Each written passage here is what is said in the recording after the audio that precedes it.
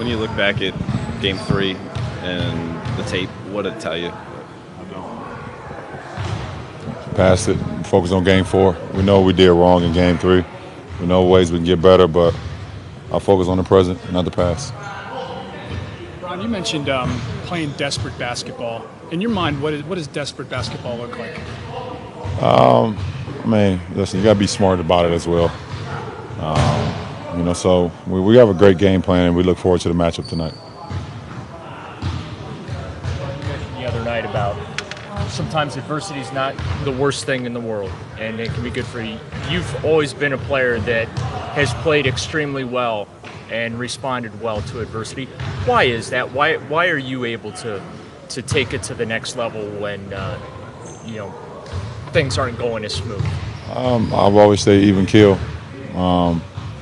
At the end of the day, it's just basketball, and you understand that I put in a lot of work into my craft. So I've always trusted that, and I've always leaned on my teammates, at times as well. But for me mentally, I've always just focused on the present and not worrying about the situation. You just live in the moment.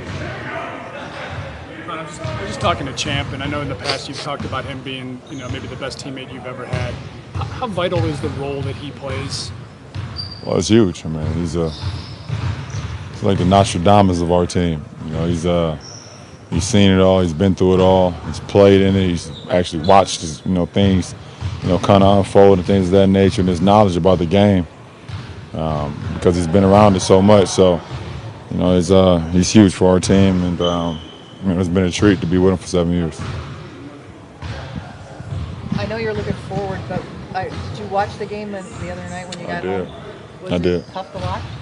No, it wasn't tough to watch. I mean, we had opportunities, but it is what it is. And they played a hell of a game, and they took it to us, and we weren't able to stop the runs that they made and the momentum that they pushed. So, like I said, it's some of the plays that we made, some of the plays that I made, I was like, what are we doing? What could I have done better? But you figure out the next game and go forward.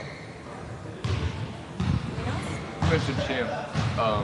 It seems like he's more low-key when it comes to talking, and Dante Jones is more boisterous when it comes to talking. So what is it you think about Champ that allows people to gravitate to him as much as they do? I think at the end of the day, guys all lead by different ways. And in Champ and Dante's case, they lead by different ways. I think Champ's knowledge and where he's been in his career allow people to gravitate towards him and seek knowledge from him because he's seen it all. So I think it's a good person that if you need someone to talk to, he's always there for you. Anything else? LeBron, what's the keys for tonight's game? Win.